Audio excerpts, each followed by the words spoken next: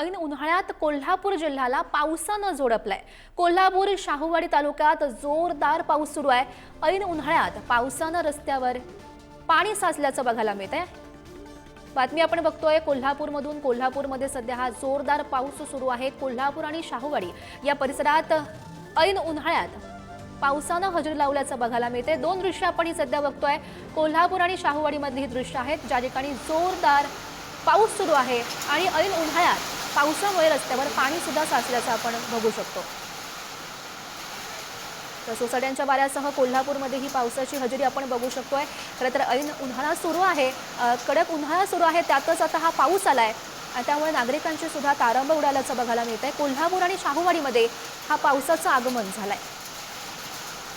आपण दृश्यांच्या माध्यमातून सुद्धा बघू शकतोय सोसाट्याच्या वाऱ्याचा हा जोरदार पाऊस या ठिकाणी सुरू असल्याचं आपण पाहतोय। आणि या संदर्भात अधिकची माहिती जाणून घेऊयात। आमचे प्रतिनिधी शेखर पाटील सध्या आपल्यासोबत आहेत।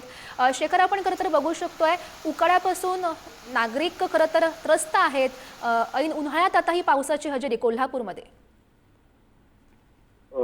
गौरी, कोल्हापूर जिल्ह्यातल्या दोन तालुक्यांमधली ही दृश्य आहेत। एकीकडे आजरा तालुक्यातील दृश्य आपण पाहतोय ज्यामध्ये मुसळधार असा पाऊस लागतोय, तर दुसरीकडे शाहूवाडी तालुक्यातील एक दिलासादायक चित्र।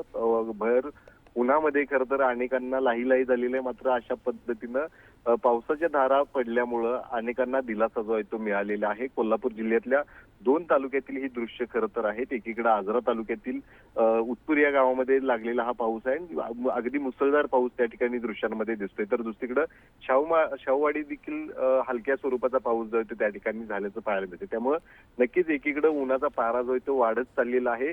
कोल्हापूर शहराचं आणि जिल्ह्याचं तापमान देखील जवळपास 38 डिग्री सेल्सिअस पर्यंत जाऊन पोहोचलेलं आहे आणि त्यामध्येच अनेकांना उकाडा खरं तर जाणवत आहे। आणि अशा पद्धतीनं मुसळधार असा पाऊस जो आहे तो त्या ठिकाणी पाहायला मिळाल्यामुळं अनेकांना दिलासा मिळाला। त्यामुळे निश्चितच आहे जिल्ह्यातल्या काही भागांमध्ये देखील अशाच पद्धतीनं तुरळक पाऊस आज दिवसभरामध्ये पाहायला मिळाला। गौरी, नक्कीच शेखर, धन्यवाद दिलेल्या सविस्तर माहितीसाठी।